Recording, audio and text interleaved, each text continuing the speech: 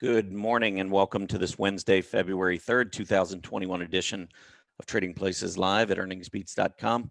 I'm Tom Bowley, Chief Market Strategist here at Earnings Beats, and I'll be your host for the next 30 minutes, featuring everything you need to know as you prepare for the trading day ahead. Well, we got futures higher on the NASDAQ. Google and Amazon both came out reported and are higher in pre-market action. The Dow is mostly flat. S&P, we're seeing a little bit of strength, but clearly Amazon and Google setting up the NASDAQ maybe for some outperformance, at least at the opening bell. We'll see what happens after that. I actually talked in the daily market report yesterday, kind of speculated that maybe we'd see a breakout to all-time highs on the NASDAQ, given that two of its chief components, Google and Amazon, both were reporting after the bell last night. We got a really solid reaction to Google, and we'll talk about that in a little bit. Amazon, just a little bit less. But overall, pretty good start, I think, to the morning. We'll see how things go. One thing I did notice, and I'll go through this more when we talk about earnings a little later, but of all the companies I looked at last night after the bell, only one missed its earnings, and that was Chipotle, which was pretty surprising. And that stock's only down a couple percent after pre-market. I was kind of surprised. They missed. They came in $3.48 versus $3.70. But stock was trading as though they were going to have a beat. So I'm really surprised by that miss. But other than that, I'll get into the numbers in just a minute, but my gosh, I mean, some of these beats are just crazy. And, those who are sitting on the fact that the PE ratios are so high, and that's why the market's going to come down. I think you got it backwards. I think the PEs, because they're going up, you're going to see estimates revised higher, and those current PE ratios that you're looking at are going to come down based on future earnings growth. So be careful, looking at that PE ratio. That does not take into account what we are seeing. I mean, it's literally stale data as far as I'm concerned. Let me first take you over to Earnings Beats. For those of you who are new, I'd love to have you join our community. The free Earnings Beats Digest newsletter is issued Mondays, Wednesdays, and Friday mornings. It's a brief newsletter talking about a stock or an index or something going on in the market. Normally focuses on earnings and relative strength and some of the things that we talk about quite a bit at Earnings Beats. So if you'd like to be part of that, it is completely free, no credit card required. You can unsubscribe at any time. All you have to do is go to earningsbeats.com, make sure you fill out name and email address, hit the subscribe button. We'd love to have you. If you'd like to try our service, hit the Join Today button. No cost. You'll be charged $7 at the beginning of your 30-day trial, but we'll refund you the $7 within a week. So literally 30 days, no cost. That will get you a seat at our, what I like to call our draft for our portfolios. That occurs every 90 days. It's coming up February 19th. So if you get a 30-day trial, you'll be in for that, that event, which is an unbelievable event. When you look at our performance in these portfolios versus the benchmark S&P 500, we're crushing the S&P 500. The model portfolio is on its way to outperforming the S&P 500 in 8 out of 9 quarters. Most portfolio managers can't outperform the S&P 500 over a year, and we're doing it just about every quarter, which is crazy. I mean, to be quite honest, I would have never expected this kind of success. But leading stocks in leading industry groups, that's the theme. That's what we talk about all the time, not just in trading, but also in these portfolios. The portfolios, they're easy, they're simple. You don't buy and sell during the quarter. You take these 10 stocks, you put them in we take our 10 stocks, put them into these portfolios on February 19th, and we do nothing with it until May 19th. Then we sell them all and we do it all over again. But it's 10 different industry groups, so we don't try to concentrate all in software or all in renewable energy. We try to get 10 different stocks in 10 different industry groups. That's the goal. And you can see the performance there. But we'd love to have you. So if you join, you'll be eligible. You'll be part of that February 19th event. All right, let's move on, talk a little bit about what happened on Tuesday. It was a solid day. Dow Jones up 475 points, S&P up 52, NASDAQ up 209. On a percentage basis, both the Dow and the NASDAQ up more than 1.5%. Mid caps up 1.2%. Small caps definitely lagged yesterday, only up a fraction. I think that changes, but that was a group that was outperforming for a while. I think we're seeing a little bit of relative profit taking money coming out of there and going into some of these other groups. I wouldn't rest too long on the small caps. I believe they'll be back. Financials, industrials, and discretionary, 3 aggressive sectors, all leading. We did see that money flow back a little bit toward the financials and industrials. They had been lagging. You can see the pullback over the past few weeks. Remember, financials were being bid up heavily right into earnings when those banks started reporting. And once the banks reported, what happened? Sell on news, buy on rumor, sell on news. We see it all the time. We also, on this move to the upside, had lower PPO on the XLF. So what did we get? 50-day test. Talk about this all the time. 50-day test or a PPO centerline test. Look at where the XLF went to, right down to the center line. And now we're starting to move back to the upside. See it a lot. Industrials, this group had definitely been weaker than some of the others. A gap, where we gapped up from these prior highs. That was important to hold, and we held a little bit above that, started to rise. Need to get back through those moving averages first, and then take out the January highs. Those are the 2 things we'll be looking for from the industrials. Discretionary stocks made the move up. I'm sure if Amazon has a good day today, we'll probably be seeing a breakout there. We already are seeing a breakout on a relative basis. So discretionary stocks, technology stocks, communication services, and now financials and industrials all kind of ganging up together. And if we get them all going, that's a very, very bullish scenario for the equity market. Gambling stocks had a really big day. Yesterday, we'd been down throughout most of January, but we've started off February with pretty nice action. A big day yesterday on gambling stocks, up 6% as a group. One group that's been silent so far here in February has been renewable energy. This is a group that really had a huge January, pulling back. Everything's fine, but this is kind of a poster child with how rotation works during a secular bull market. The leading group, or one of the leading groups, I'd throw renewable energy probably right up there with automobiles, pulls back, but instead of the market selling off because a leader is selling, that money just rotates. It just goes into another group that hasn't been performing well, like gambling stocks. That's why you don't see these big sell-offs in the market, and how the market can continually just keep edging higher and higher.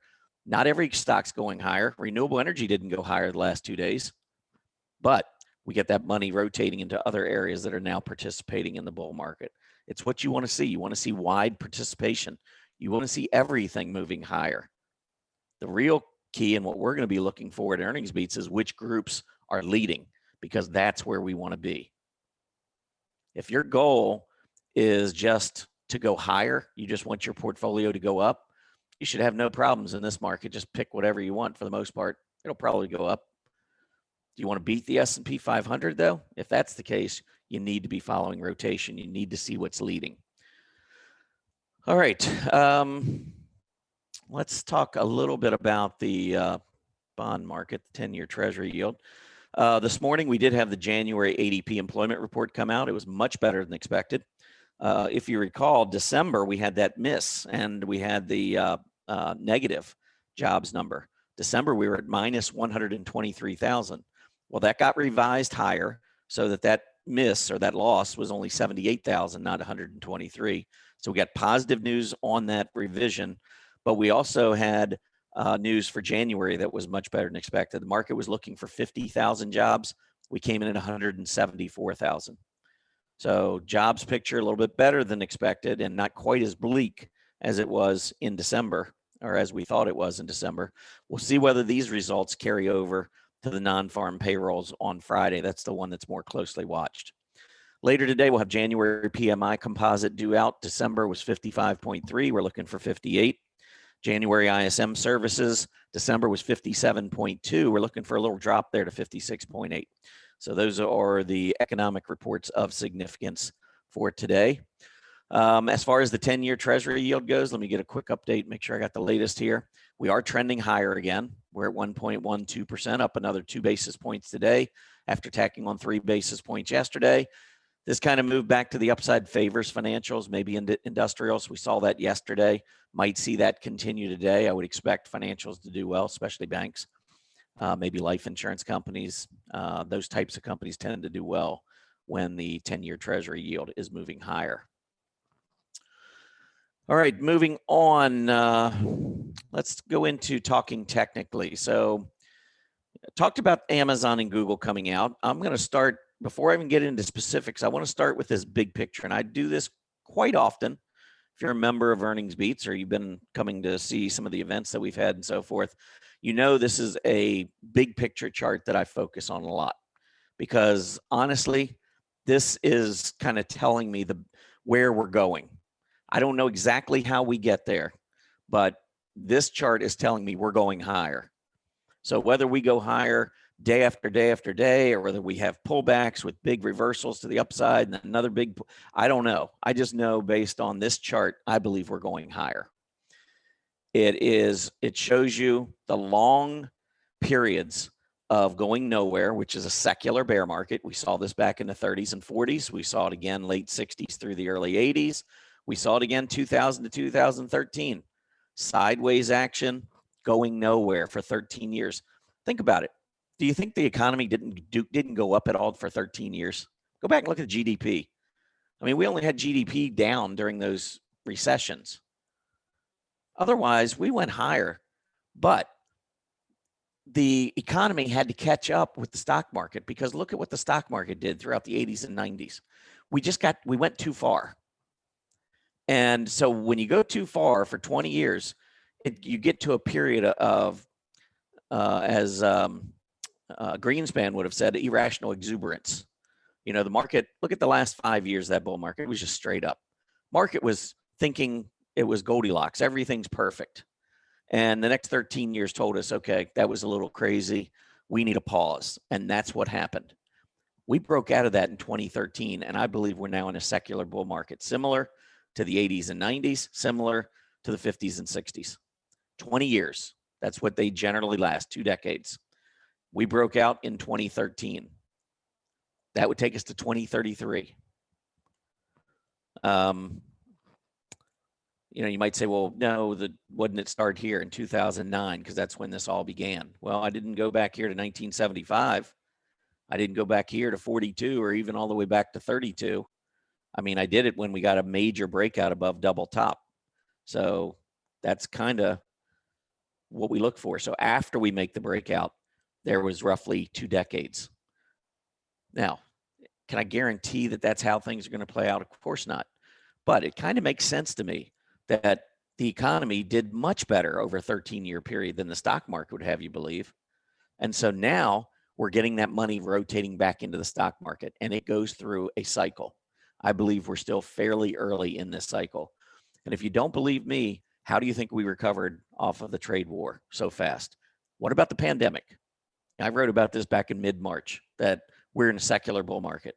And folks, again, I got emails and people thought I was crazy. And, you know, you're perma-bull, you're just a perma-bull. Well, during a secular bull market, I pretty much am a perma-bull. And I don't mind being labeled as that. It's turned out that it served me pretty well. I would say this, that most humans are very pessimistic at their core.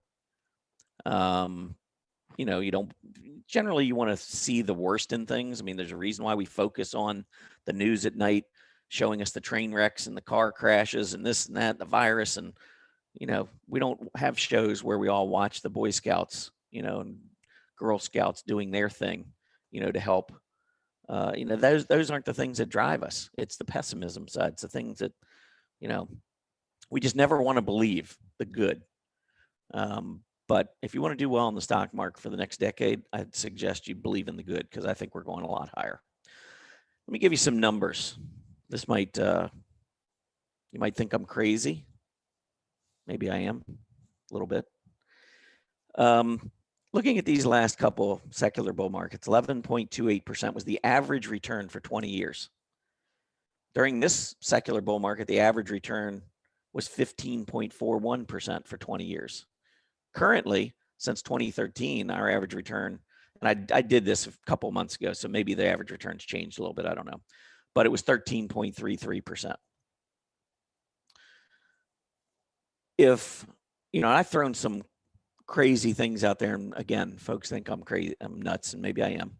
But I've said things like, in 10 years, the S&P 500 will be at 10,000. And it's 3,800 right now. And, some people can't even believe it's 3,800, think we should be back at 2,000 or something. I think we're going to 10,000 in the next 10 years. In fact, I think we could be higher than 10,000 in 10 years. Let me give you some numbers. So starting in 2013, the market, when we broke out, the S&P was at 1580. If we do as well as we did back in the 50s and 60s, if the average return for this secular bull market, let's say it continues all the way to 2030 at a minimum, by the time we get to 2030, if we averaged 11.28%, we would be at 9,721.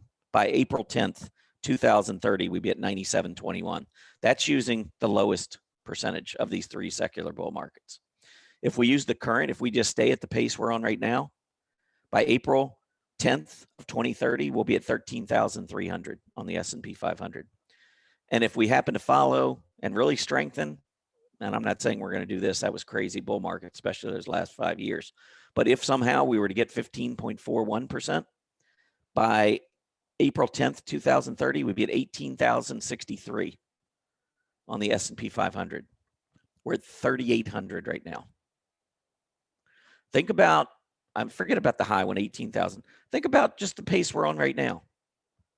I mean, we've just gone through two massive events with the trade war, and I could argue if we hadn't gone through that, if we hadn't had a virus, I could argue we'd be higher now than that. So our pace would have been higher than 13.33. But if we just stay at this 13.33%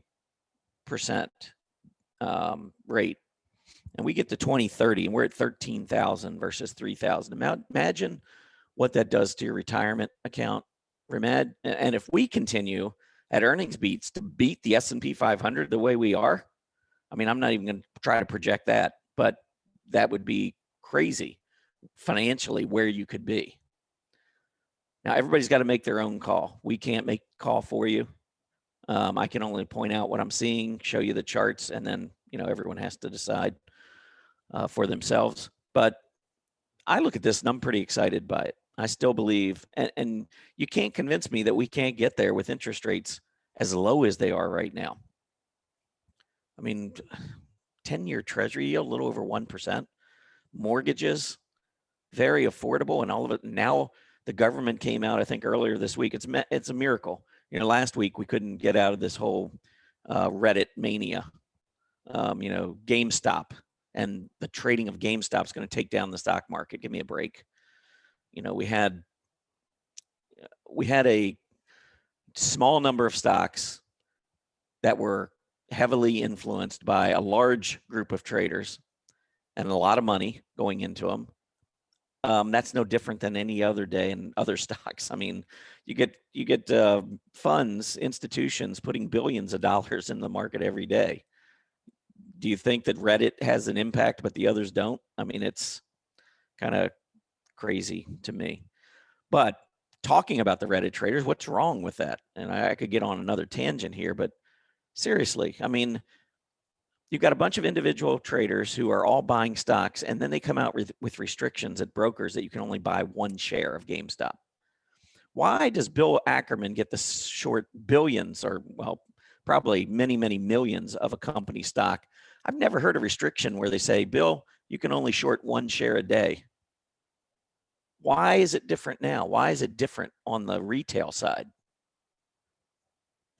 Again, I could go on and on. I'm not jumping on that bandwagon today. I'll save that for a different day, but it does really irritate me because the market is not as much information as we now have, which is awesome. The market itself, the systemic, Wall Street is not set up for the individual investor. And that's why people get so frustrated. It's not set up for you to win. It's set up for the big boys to win and for you to maybe get lucky once in a while. It's kind of, the media is going to tell you everything's horrible. Then, when you finally get a leg up like the Reddit traders do, they're going to restrict trading. I mean, it's just kind of crazy when you think about it. But anyway, all right, let's move back. So I think we're in this bull market. I think we're going a lot higher. Could we have another issue next year or 3 years from now? Of course. You have cyclical bear markets in secular bull markets. 1987, that was a crash. That was a blip on the radar. Long term, blip on the radar. In the short term, it was pretty darn scary. But would you have wanted to be getting out there, or when we went back up and had a double top, would you have wanted, or when we barely broke back out? I can promise you folks, back then we had the Gulf War, people were just like they are today. Can't believe that we're back up at an all-time high. The 87 crash was still fresh in their minds, had the Gulf War. And what are we doing up here in rarefied air? 10 years later, look at where we were. I think you're going to be looking at the same thing in 10 years. But anyhow, keep going here. The S&P 500, I wanted to point out, we do a seasonality report that we put out to members at the beginning of each month. And so just sent out over the weekend the February report. And one of the things I mentioned in there was that historically, and history doesn't guarantee us anything, it's just another piece of information that we can use. But historically, February 1st, 2nd, and 3rd is the strongest 3 days, strongest period in the month of February. Well, we saw the last couple of days, the S&P 500 having really nice action. NASDAQ poised to open up again today, higher. S&P a little less, but still, looking to open higher. But right on cue, the market moving up to the beginning of the month. Now, I don't use these historical numbers as any kind of a guarantee. So I would not have said, coming into this week, after the way we finished last week, I'm sure most folks were a little nervous. I was a little nervous about where we were going to go. So it would have been hard to say, hey, February 1st, 2nd, and 3rd historically goes up. Well, February 1st, 2nd, and 3rd normally doesn't have a VIX at 35. So anything could have happened this week. But it's a tendency. And it's a tendency that we talk about not just in February, but every month. New money coming into the market, we see it. That is factual. It comes in the beginning of every month. When I was in public accounting, I audited companies. At the end of the month, they did their payrolls. They take 401k withholdings, package them up, send them to Vanguards of the world, Fidelities, whatever. And they take their money and they invest it. They don't sit back and look at the charts and say, well, I don't know if I want to put this person's money to work yet because the technicals don't look good or the VIX is rising. They are obligated to put your money into the market. There's always new money going into the stock market at the beginning of the month. Wall Street doesn't wake up on the first of the month surprised that money is coming in. They're buying at the end of the previous month in anticipation of that money coming in. Again, it's set up for them. You got to understand the way the game's played. So the 28th to the 6th is really the period where I've done this study. The 28th to the 6th accounts for almost all the gains in the S&P 500 since 1950. Think about that for a minute. 10 days out of the calendar month accounts for almost the entire gain on the S&P 500 since 1950. If you're not in from the 28th to the 6th, you are not in. It's not a wise move. Let me just say that. So when everybody at the end of last week was talking about, being out and this is awful and where are we going to go and we're going to collapse, I still had history on my side saying beginning of the month is solid. Now look at the beginnings of the month here just over the last year. It doesn't always work this great, trust me. But I would say 7 out of 12 months during the year, you're going to see a pretty decent move beginning of the month. But here's February. Here was January. There's December. Here's November. Here's October. Now, the only one that went down was September. And actually, that was the 2nd and the 3rd going up. So the beginning of the month went up. Then the 4th and 5th went down. And then the 8th is after the period. So the big drop on the 8th would have occurred after, historically after that bullish period. But anyway, September was down. But look at August, up. July, up. June, up. May, up. April, up. No matter what we were doing going into the month, all of them, with the exception of September, and even September started off hot, everyone went up. And now here we are again, doing it again. You got to understand everything in this market, not just some things. All right, let's move on to seasonality. I wanted to talk about a few stocks. Let me pull up. I'm going to pull up a couple of stocks that we gave to our members for seasonality. So Booking is one. And if you go back the last 20 years, look at February, March, April. How many times, this is the percentage that these months finished higher. So February's going up 80% of the time, March 74, April 79. Look at these numbers coming across here. You add those up across, it's almost 20%. So booking has averaged gaining almost 20% over the months of February, March, and April over the last 20 years. Would you take a 20% return over the last, over a 3-month period? Well, booking has done it for 20 years. Pretty impressive. Another stock that pointed out in our report was Paycom Software. And now this one only goes back 8 years, so it hasn't been public as long. But look at February, March, and April. 86%, 83%, 86%. Add these across, almost 20%. Another stock that loves the month of February. So if we pull those two charts up and look at booking, started off February pretty strong. First couple of days, we were up almost 4% yesterday. How about Paycom? First 2 days, pretty strong, up 4% yesterday. Looks like probably 4% on Monday as well. Pretty strong start. But again, this is nothing more than just knowing history. Some stocks like certain periods of the year. I don't know if Paycom is going to continue to go up or booking, but I do know history's on my side. So if I like the charts, like, if you're excited to buy a company getting back up above its 20-day moving average, well, at least history is on your side with this stock as well. All right, mailbag. So one of the questions that, I'm going to start trying to do a question every day on a show, just because I'm getting so many questions and I can't answer everybody's questions. So I'm trying to answer some questions that are asked by multiple people. But we've talked a lot about short squeezes. We even have a short squeeze chart list. We have a short report that we send out to members at the beginning of every month. We just sent out over the weekend the short report for February. The question that came in, when a stock is in a major short squeeze, is the 20-day EMA the best time to enter? I get a lot of questions about when to enter and when to exit. Let me just first say short squeezes are emotional wrecks, okay? When the market struggled, let me pull up the S&P 500. When we go back into March, and let me just get a regular chart up here. But when we go back into March of last year, you see how we pulled back? We didn't hold the 20, we didn't hold the 50, and then we just kind of fell apart. This had little to do with technical action. It had everything to do with the emotional side of the market because the VIX went up to 90. We were panicking. The short squeeze, think of it as the exact opposite.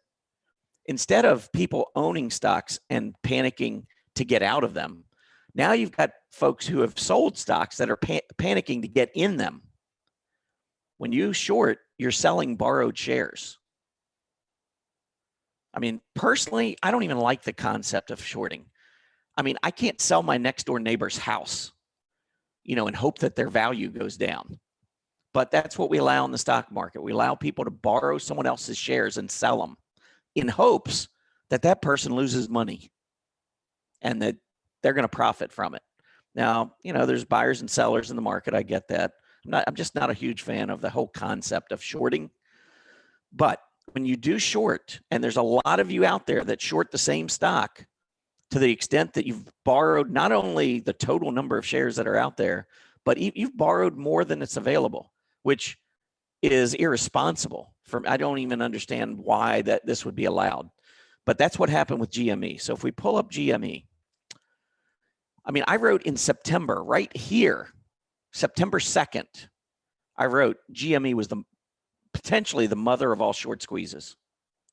Now, it was getting squeezed all through here, but I think this is when Mama showed up. That was crazy. But that's what happens. It's not a valuation. Folks were saying, well, it's not worth $50. Should I short it at 50? It didn't matter about what it was worth. What it mattered was that millions of shares were being bought because they had to. It was supply and demand. It had nothing to do with valuations. It has nothing to do with technicals. It had everything to do with a stampede that was taking place. There were buyers, literally hedge funds that had values over, in billions of dollars that were being taken to their knees, which I'll never understand either, because why a hedge fund would allow one company to bring it to its knees is beyond me. there are ways to hedge. And I jokingly said before that it's in their name. They're hedge funds. They hedge. That's what they're supposed to do. And yet GameStop literally took Melvin Capital or whatever to its knees. They had to get more money pumped into it to survive. Should I feel sorry for them? Heck no.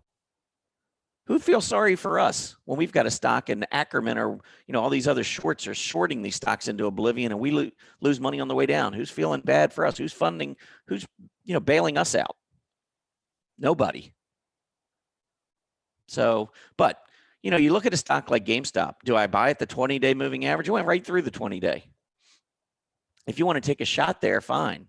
But this move to the upside had nothing to do with valuation. It had nothing to do with great great news. I mean, they did have some good news. They've had some good news the past couple of months.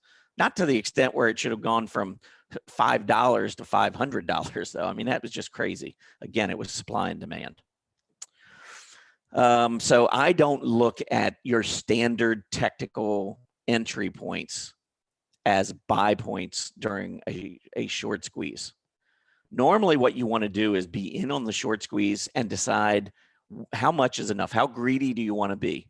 That's really what it comes down to, because this is not a fundamental move up. This isn't because GameStop just landed some kind of huge contract and, all of a sudden now they're going to be featured in all of Apple's computers or something. I mean, this was nothing fundamental. This was strictly demand versus supply. And when that music stops, like it did at 500, you don't want to be the last one buying. You've lost $410 in the last 3.5 days, since sometime on Friday to now, you've lost 80% of your money if you're in at the wrong time.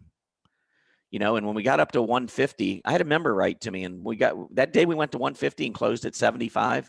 And a member asked me, about the stock and, when do you know when it's exhausted? When's this rally exhausted? And I'm like, I don't know. I said, basically when I see a big reversing candle like that on this kind of volume, I would say, hey, top's in. 2 days. And I mentioned that in email. I was like, I think probably 150 was it. 2 to 3 days later, it's 500. That's how crazy it can get. I don't have anybody contacting me from the New York Stock Exchange or from the NASDAQ telling me when the short squeeze is over. I mean, I don't know. We get numbers on the number of shares short, twice a month. And while I'm sure a lot of folks were covering, like Melvin Capital, there were probably others who were still shorting on the way up, saying, hey, this stock's not worth $50. It's not worth $100. It's not worth $300. And so they kept shorting. So I'm sure it got to a point where even though there were folks buying to cover, there were other folks betting against GameStop. I don't know where the short stands right now. We'll get an update maybe once come out. But usually the end of the month, middle of the month, kind of when the numbers come out on that. So you got to be careful on these short squeeze stocks. All right, I want to talk about earnings. I know the market's open. You can always come back and listen to this later. I'll get a quick update for you on the market. Let's see what we're doing here. NASDAQ up 56, S&P 6, Dow down 71. So pretty much the futures, what we're looking at is what we're seeing. Google up $122. Let's take a look at Amazon. Amazon has come back down. It's now up $10. I think eventually we're going to make this breakout. This is a long consolidation period on Amazon, but you can see relative strength had been declining. Now we're starting to show a little bit of relative strength just recently at about a 3-month relative high. But both these companies, Amazon and Google, reported great numbers. Amazon, $14.09 was their earnings per share, $14.09. The market was expecting $7.05. Google came in $22.30, market expecting $15.91. I mean, factor in these new numbers on PE ratios and tell me that those PE ratios are too high historically, especially when you consider we're in a historically low interest rate environment where I believe PE ratios should be a lot higher anyway.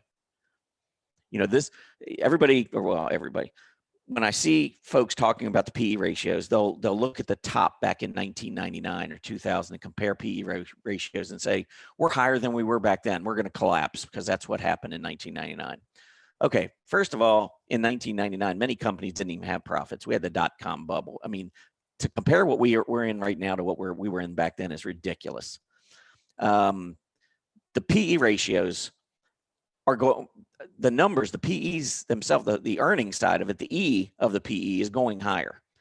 And if you haven't seen that so far in earnings season, then you're not paying attention. Earnings are coming in way ahead of expectations.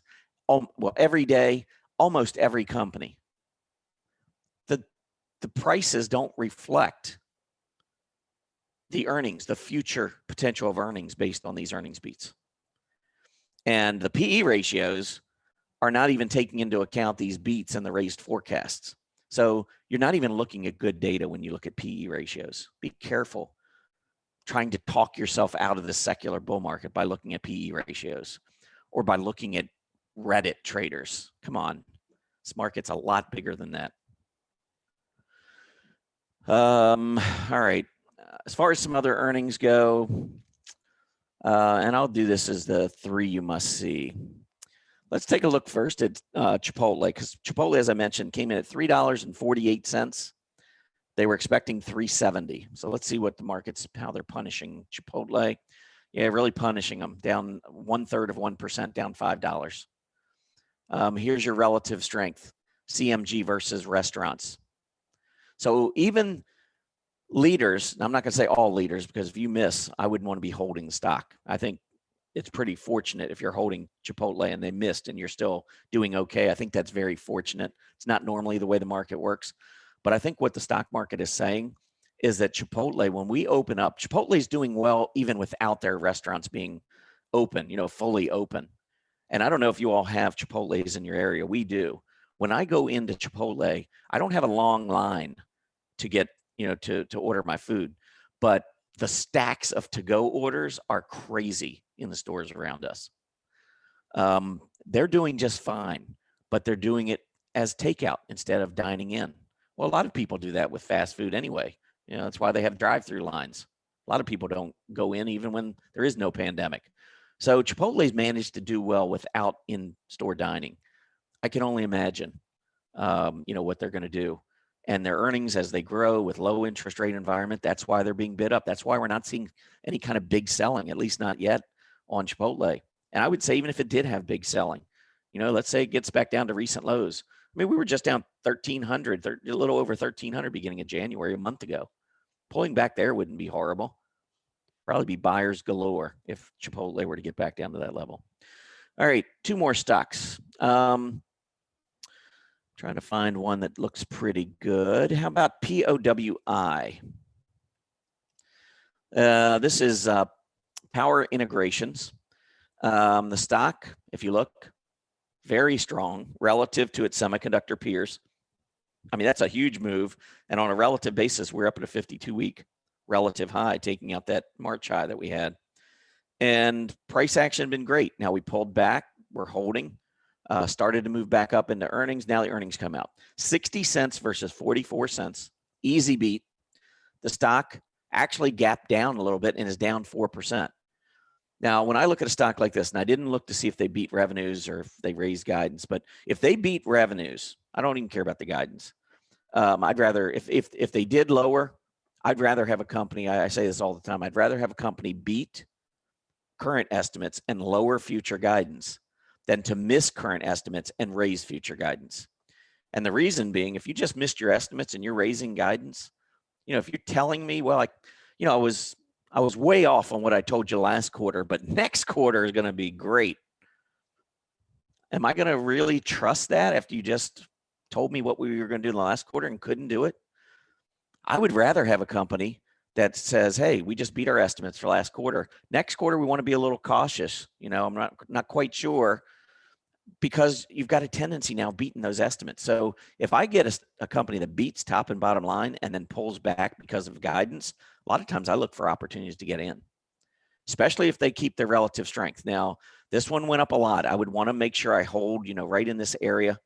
that we saw back in November and December in terms of relative strength. So we could pull back into this area, but I would want to see it turn back up. I would not want to see it going all the way back down to a 52-week low. So that's the difference. Getting down to a key support level. If we were to go down like 78, 77 intraday and come back up and close at 82, that would suggest to me that probably market makers have built inventory for institutional clients.